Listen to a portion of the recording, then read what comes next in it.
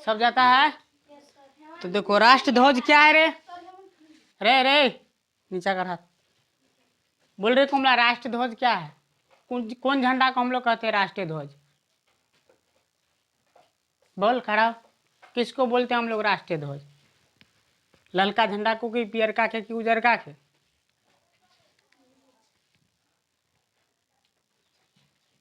तुम बोलो रंजन, किस झंडा को बोलते हैं राष्ट्रीय ध्वज?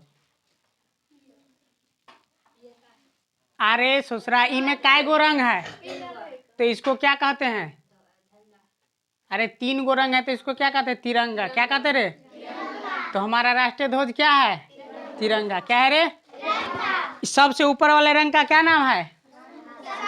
केसरिया। तो केसरिया वाले पट्टी सबसे ऊपर होना चाहिए। कैसा होना चाहिए रे? तू लोग फहराएगा तो ऐसे करके मत, ऐसे करके सीधा ऐसे ना घुसा देना, ऐसे मत घुसाना, समझ गया? इसको ऐसे नहीं रखना है, ऐसे रखना है। कैसे रखना है? केसरिया वाले को क्या रखना है? ऊपर। और बीच में क्या रहता है? उजले वाला पट्टी। कौन पट्टी? सफेद पट्टी। कौन पट्टी रहता है रे? और सबसे नीचे हरा। कहोगे कैसे सबसे नीचे? तो धरती का रंग, घास का रंग कैसा है रे? घास कहाँ उगता है? कहाँ पर उगता है? इसीलिए सबसे नीचा जमीन हुआ तो सबसे नीचा ही है। बीच में देखते हो उजर उजर है। और ऊपर जब सूरज उगता है, उदय होता है तब, अस्त होता है तब कैसा दिखाई देता है? ऐसा दिखाई देता है। तो समझो ई वाला ऊपर में है तो सबसे ऊपर ई, बीच में उजला, सबसे नीचा हरा। समझा? तो झंडा में काय गो रंग है? रख दो, रख दो, हूँ रख दो। झंडा में काय गो रंग है रे? तो देखो पहले जानते हैं कि राष्ट्र ध्वज में कितना अनुपात होना चाहिए? तो 3:2। कितना होना चाहिए? यानी कि लंबाई अगर 3 मीटर लेते हो तो चौड़ाई कितना मीटर होना चाहिए? 2 मीटर। लंबाई 3 सेंटीमीटर लेते हो तो चौड़ाई कितना होना चाहिए? 2 सेंटीमीटर। यदि लंबाई तू 15 cm लिए हो तो चौड़ाई कितना होना चाहिए? 2 cm। क्योंकि काट के आना चाहिए। क्या करके? काट के। देखो 15 लिया लंबाई और चौड़ाई कितना लिया? 10। काटो तो 5 तिया 15, 5 दूना 10। तो देखो 3:2 में आया। तो सदैव झंडा की लंबाई चौड़ाई के अनुपात कितना होना चाहिए? 3:2। अगर लंबाई 30 cm लेते हो तो चौड़ाई 20 cm लेना पड़ेगा। कितना लेना पड़ेगा? 20 cm। तब ना काट के देखो, काट को 30 बट्टा 20 करो तो देखो 0 से 0 कट गया तो 3:2 आया। इसी रेशियो में झंडा बनाना चाहिए, नहीं कि लंबाई ले लेंगे 15 चौड़ाई लेंगे 12। तो काट को रेशियो में आया, 3:2 में आया रे। तो 3:2 में ही झंडा होना चाहिए। पहला ही समझ गया कि क्या है कि केसरिया पट्टी को सब हमेशा क्या रखना है? ऊपर। अब देख लो, पहले समझ लेते इसमें। ये झंडा भारतीय संविधान की तरफ से 22 जुलाई, कितने तारीख को बुआ रे? 22 जुलाई। कितने तारीख को? 22 जुलाई 1947। कितने लिखेंगे? 22 जुलाई 1947 को संविधान सभा में को अपना बनाया था। संविधान सभा ने अपनाया था इसको। क्या किया था? अपनाया था। समझ गया कि कितने तारीख को? 22 जुलाई 1900। रे छोरा चुप, हल्ला करता है। 22 जुलाई 1947 को क्या किया था? भारतीय संविधान सभा जो संविधान को बना रहे थे उसमें जितने सारे सदस्य वो क्या किया था? इस झंडा को अपनाया था। समझ गया? यह झंडा हमारा सांस्कृतिक का और राष्ट्र का प्रतीक है। किसका प्रतीक है रे? सांस्कृतिक और राष्ट्र का। तो पहला ये समझ गए इसमें कितने रंग होते हैं? 3। कौन कौन रंग होते हैं रे? 3। क्या होता है? सबसे ऊपर कौन होता है? केसरिया। बीच में सफेद पट्टी और सबसे नीचे लाल। उस सफेद पट्टी के बीच क्या रहता है? चक्र रहता है। क्या रहता है? चक्र रहता है। क्या रहता है रे? चक्र रहता है। उस चक्र में कितना आरे रेखा रहती है खींचल? काय गो है रे? इसमें काय गो है? 24 घंटा कितने दिन का होता है? एक दिन का घंटा, एक दिन कितने घंटे के बराबर होते हैं? तो इसीलिए इसका मतलब इसमें 24 दिया, मतलब हम 24 घंटे क्या रहेंगे? क्रियाशील रहेंगे अपने संघर्ष के प्रति। किसके प्रति? अपने संघर्ष के प्रति। इसलिए इसमें 24 को दिया गया है। समझा? अब देखो जरा देख लेते। केसरिया जो है ना हमारा क्या करता है? सत्य और बलिदान का प्रतीक है। किसका प्रतीक है रे? सत्य और बलिदान का मतलब हम अपने राष्ट्र के लिए मर मिटने के लिए क्या है? तैयार है। क्या रे? तैयार है। सफेद रंग हम लोग का कहता है कि शांतिमय बना के रखे। क्या बना के रखे? शांतिमय बना के रखिए। हरा रंग हमारे समृद्धि का प्रतीक है। समृद्धि का मतलब हम आगे बढ़ रहे हैं, इसका चिन्ह है। तो समझ गया सब चिन्ह का मतलब? समझा ना रे? केसरिया हमारा क्या है? बलिदान और सत्य का प्रतीक है। हरा रंग क्या है? अति उजला रंग क्या है? हम लोग शांति वातावरण बना के रहेंगे, एक भाईचारे के नाते रहेंगे। ये उजला रंग का ये संकेत होता है। चक्र का क्या संकेत हुआ? कि हम 24 घंटा क्या है? अपने कर्तव्य के प्रति संघर्षशील है। समझा? सबसे नीचे वाला क्या है? हरा। हरा हमारा पर्यावरण का भी रंग है। समझ गया? और हमारा क्या है? अंगराई भी है। समझ गया? तो हरा हमारा पर्यावरण का रंग है और समृद्धि का प्रतीक है। समृद्धि का मतलब तो हम आगे बढ़ रहे हैं। क्या कर रहे हैं बुआ? आगे बढ़ रहे हैं, सुखी संपन्न हो रहे हैं और हो चुके हैं। तो इसको फहराने के कितने नियम है बुआ रे? तीन नियम नहीं है, बहुत सारा नियम है, जिसमें कुछ नियम को हम लोग पढ़ेंगे। पहला क्या? राष्ट्र ध्वज फहराते समय केसरिया पट्टी क्या होना चाहिए? ऊपर। केसरिया पट्टी कौन है रे? ये है ना? इसको हम लोग क्या करेंगे? ऊपर रखेंगे। राष्ट्र ध्वज सूर्य उदय। सूर्य उदय मतलब सूर्य का उदय नहीं हुआ है तो नहीं फहराएंगे, और अस्त भी हो गया तब पर भी नहीं फहराएंगे। सूर्य उदय से पहले ना फहराएंगे, और सूर्य अस्त हो गया तो उसको क्या करेंगे? उतार लेंगे। क्या करेंगे रे?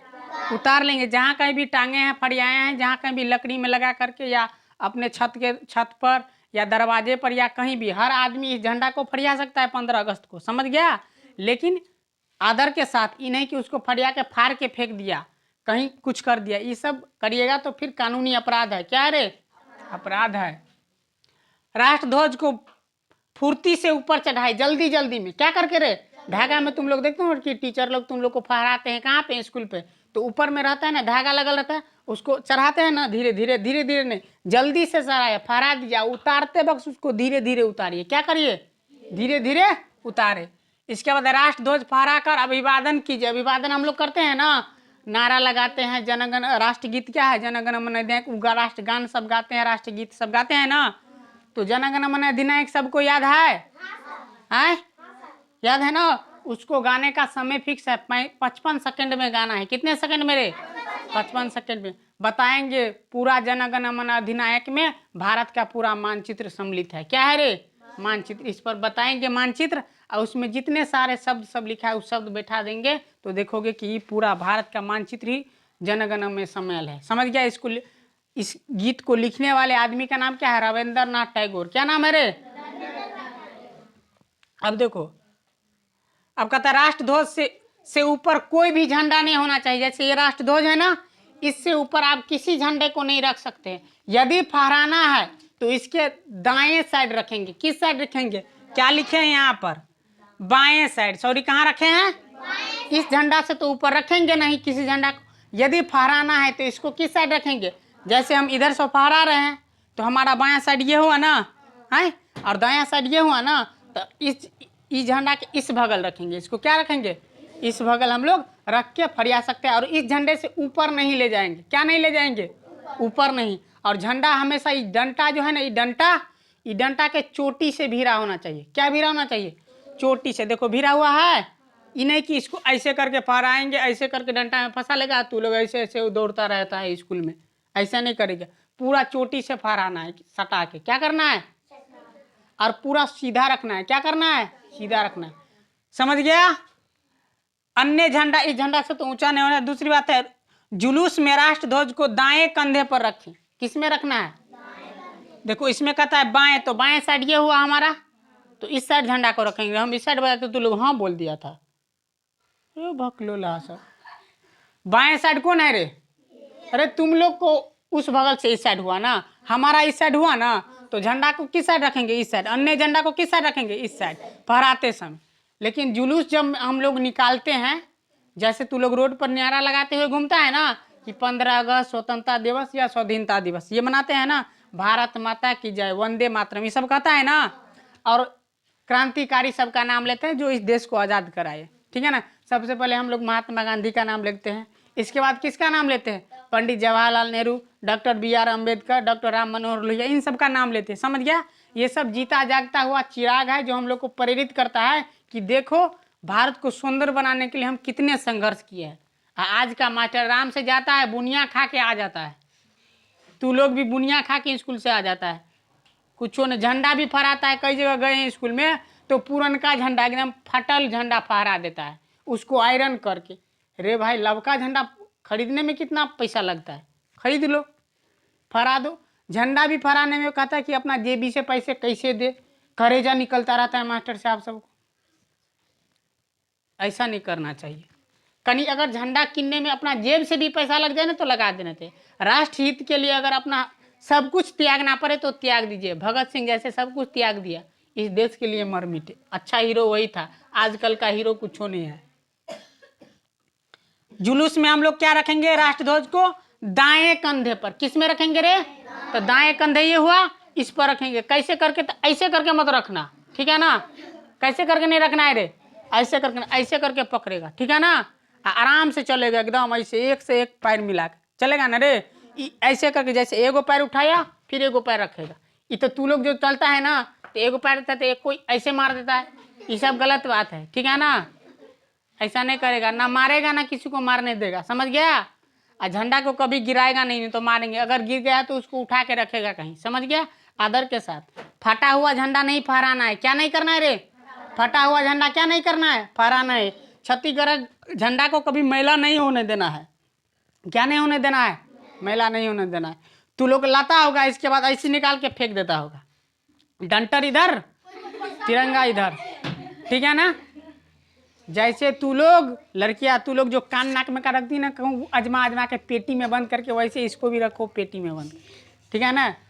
अरे तू लोग गोली गोली खेलता है कि पाए पाए कथी खेलता है, ठीक है, उस सब नहीं खेल। जैसे तू लोग रखता है ना कोई चीज़ को बचा के, कपड़ा को बचा के, बहुत अच्छा कपड़ा मार्केट से किन के लाता है, पेटी में धरता है, तो इसको भी पेटी में धरो, उससे कीमती ये चीज़ है, समझ गया। छत्तीसगढ़ झंडा हम लोग नहीं पड़ेगा। राष्ट्र ध्वज सदा डंडे की चोटी से सटा कर रखना चाहिए। केवल राष्ट्र शोक हो, माने कोई बहुत बड़े दुर्घटना हो गया देश में, ठीक है ना, कोई बहुत बड़े नेता मर गए, ठीक है ना, राष्ट्र नेता, या कोई ऐसा चीज हो गया, उस समय हम लोग इस झंडा को थोड़ा नीचे कर देंगे। क्या कर देंगे बुआ, थोड़ा नीचे, और थोड़ा झुका देंगे। क्या कर देंगे, थोड़ा झुका देंगे। तो केवल राष्ट्र शोक के समय झंडा झुका होना चाहिए, नहीं तो बाद बाकी ऐसे होता है, समझ गया। थोड़ा झुका होना चाहिए, समझ गया ना। और राष्ट्र ध्वज को सजावट की सामग्री मत समझना। जैसे तू लोग देखते हैं, हम लोग लड़कियां लोग को गार्डर बना के पेर लेता है, ठीक है ना, एकदम टोपी पेर लेता है। रे ससुरा, ये सब सजावट की चीज नहीं है, गलत बात है। बनाने वाला तो का क्या जाए, लेकिन तू लोग यूज काहे करता है रे, हला फिर करेगा तो अब समझा कि उसको क्या नहीं करेगा रे, ना फाटा फहराएगा, सबसे ऊपर ये रखेगा, ठीक है ना। आराम से झंडा को फहराना है, आदर के साथ रखना। सूर्य उदय से पहले फहराना चाहिए झंडा, है, और सूर्य अस्त के बाद, ठीक है। झंडा में कितने रंग होते हैं रे, कितने रंग होते हैं, 3। कितने रंग होते हैं, 3। झंडा में कितने रंग, कौन कौन, एक सीधी में बोलो सब कोई।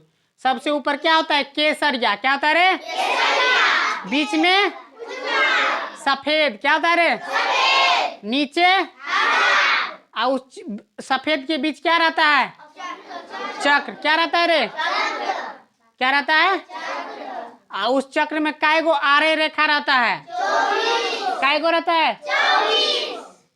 अब राष्ट्रगान क्या है बोलो तो बुआ, राष्ट्रगान क्या है, तो राष्ट्रगान गा करके तिरंगा को क्या करना चाहिए, अभिवादन। क्या करना चाहिए बुआ रे, समझ गया। अब राष्ट्रगान के बारे में अगले दिन बताएंगे कि इसको कब गाया गया, कब लिखा गया, कब इसे राष्ट्रगीत घोषित किया गया, समझ गया। अब तिरंगा अब नहीं ना जल्दी फहराएगा, तू लोग गलती फलती है, इस कंधे पर रखना है जुलूस में, जब टोले में तू लोग घूमता है गांव में, तो समझ गया। दूसर झंडा को फहराना है तो इस साइड रखना है, बाएं साइड। केवल राष्ट्र शोक के समय इस झंडा को थोड़ा झुका देना है, डंटल से नीचे करके, समझ गया। इसके बारे में अंट संट गलत नहीं बोलना है, नहीं तो जानते हो बहुत बड़ा इस पर जुर्माना लगता है और केस होता है भारतीय संविधान के तहत रे। काय बदमस्ती करते, समझ गया। इसको फेंकेंगे नहीं, इस पर थूक नहीं फेंकेंगे, इस पर पाँव नहीं डालेंगे, अगर ये कहीं रखल है तो उसके सामने पाँव नहीं रखेंगे, समझ गया। और देखो इस साइड आओ, क्या लिखा है, मेरा भारत महान। ये किसका चित्र है रे, ये किसका है, भगत सिंह। क्या है, वीर भगत सिंह, क्या है रे, इसी को फांसी हुआ था, भगत सिंह को और राजगुरु सुखदेव को, थापर को, इन सबको क्या हुआ था, फांसी, समझ गया ना। इन्होंने ही लिखा है, एक लेख एक पत्र, कहा है कि देश के लिए मरना सबसे बड़ी अच्छी मृत्यु होता है। क्या होता है रे, अच्छी मृत्यु, समझ गया। इसीलिए देश के जितने नौजवानों हैं सबको इससे प्रेरित लेते। अभी का नौजवान जितने एज में ये था ना बुआ, 21 या 23 वर्ष में इसकी फांसी हुई थी, उतने बरस में आजकल के लोग जो है ना, इस डंटल में गुलाब फूल लगा के अपने चंपा चमेली जूही को घूमता रहता है, मेला में खोजता रहता है, अरे चंपा कहाँ है, जूही चमेली कहाँ है, नहीं करता रहता है रे। ये देखो कफन लेके घूमते थे देश को आजाद कराने के लिए। अभी का लौंडा लोग क्या करता है, सपना की खोज में सपने में गुजल रहता है, नहीं रे। कोनो छोकरिया का नाम होता है ना सपना, अब सपना की खोज में सपने में घूमल रहता है। काहे सपना में घूमेगा भाई, ठीक है ना। जितना मेला होता है उसमें जो है ना, लेकर के बड़ा बड़ा बैलून, दिल वाला बैलून लेकर के लव लिखल रहता है, उसको खोजता रहता है कहाँ है, ठीक है ना। किसी को अल्टरनेट को दिया जाता है तो 2 गालियाँ भी हो जाती है, अगर पटरी बैठ गया तो ठीक है, नहीं तो फिर गाली सुनना। तो ऐसा काम आज के करते हैं। ये क्या किया था, देश के लिए घूम रहा था कफन लेकर के कि देश आज़ाद हो जाए। अभी का आदमी को आज़ादी मिल गया है ना, तो समझता है वाह हमसे बड़ा तो डॉन कोई नहीं, अरे डॉन तो है तो ये जिसको नाम भी आदर के साथ लिया जाता है। आजकल के डॉन का जो है ना अजबे तरीका है, दाढ़ी बढ़ा लेगा एकदम से मियाँ की तरह, केस को ऊपर में चोटी बना लेगा, ठीक है ना, ऐसे करके दाढ़ी कटा लेगा, अजीब तरीका रहता है। ये सब नहीं करना है, ठीक है ना। तू लोग भी एकदम से हिप्पी उप्पी ऐसे नहीं करना है। लड़कियां लोग मेला में जाता है ना तो एकदम से ऐसे करके हिप्पी कर लेता है, 72 बार उसको ऐसे करेगा, ठीक है ना। पाछा देखेगा कोई आ रहा है फिर ऐसे करेगा, ठीक है ना, ऐसे नहीं करना है, समझ गया। इसीलिए 15 तारीख को क्या हो रहा है, 15 अगस्त है, हम लोग 100 दिन हुए थे, हमारे देश को संप्रभुता मिली थी। संप्रभुता का मतलब होता है अपने बारे में स्वयं सोचना। क्या कर सोचना रे, स्वयं सोचना। अभी तू लोग अपने बारे में स्वयं नहीं सोचता, कोई काम करते हो माता पिता से पूछ के। संप्रभुता अभी आप लोग को प्राप्त नहीं हुआ है। संप्रभुता मतलब जैसे तुम्हारा पापा जी काम करता होगा तो तुमसे पूछता होगा अरे आज ही काम करने लेके जा रहे हैं, नहीं ना, खुद कर लेता। यही संप्रभुता है रे निधि, अपने हिसाब से काम करना संप्रभुता कहलाता है, समझ गया। चलो अब अगले दिन बोलेंगे, पढ़ाएंगे, ठीक है। तो तुम लोग को नारा में लगाएगा, बोलेगा जय हिंद तो क्या बोलेगा, जय भारत बोलेगा, वंदे तो तू लोग क्या बोलेगा, मातरम, समझ गया। अगर बोलेगा तुम एक साथी तुम लोग को बोलने वाला होता है ना, वो बोलेगा भारत माता की तो तू लोग क्या बोलेगा, ठीक है ना। ये मत बोल देना कि स्वतंत्र दिवस, कोई उल्टो फुल्टो बोल देता है, उल्टा पुल्टा मत बोलना, समझ गया। एगो मुनिया बेटी का नारा तू लोग को याद है नहीं याद है रे, नहीं याद है मुनिया बेटी का नारा। उन लोग को दिक्कत होता होगा जब चढ़ाएंगे, तो लोग गलती हल्ला गुल्ला कर देता था। अच्छा मुनिया बेटी का नारा नहीं किसी को याद है, 5वां का गणित होता था पहले 2008 के बाद वाली गणित के बाद, उसमें लिखा था कि आधी रोटी खाएंगे फिर भी स्कूल जाएंगे, है ना रे, समझ गया ना। तो आधी रोटी खाएंगे फिर भी स्कूल जाएंगे, कम खाओ लेकिन स्कूल जाओ, क्या करो, पढ़ो, शिक्षित हो, तब तुम्हें कोई नहीं ठग सकता है। नहीं तो फिर क्या करेगा, वही बात जो तुम्हारे बाप दादा को ठगा है, यहाँ का जमींदार साहूकार ठगता रहेगा, समझ गया। जिस गांव में हम रहते हैं वो गांव बहुत नीचे है अभी बुआ शिक्षा से, इसलिए उसको क्या करना है, आगे बढ़ाना है। शिक्षित होगा तब ना बढ़ेगा, ठीक है। अगला दिन अब पढ़ाएंगे राष्ट्रगीत। क्या पढ़ाएंगे, राष्ट्रगीत और राष्ट्रगान, समझ गया। राष्ट्रगीत क्या है रे, वंदे मातरम सुजलम सुफलम मालाजम शीतलम। और राष्ट्रगान क्या है, जन गण मन अधिनायक जय हे। इसको आदर के साथ गाना है, ये नहीं कि चिल्ला के एकदम से अति की तरह, कौवा की तरह, समझ गया। जल्दी भी नहीं गाना है और उतना समय भी नहीं लगाना है, 55 सेकंड में गा लेना है, समझ गया। अब जो फहराते समय हम केकरो स्कूल में देख लिए गलती, तो सोच रहा वही झंडा को जो डंटल में जिसमें फंसायल होगा ना, वही निकाल के खूब थूरेंगे। चलो अब अगले दिन हम लोग पढ़ेंगे, ठीक है।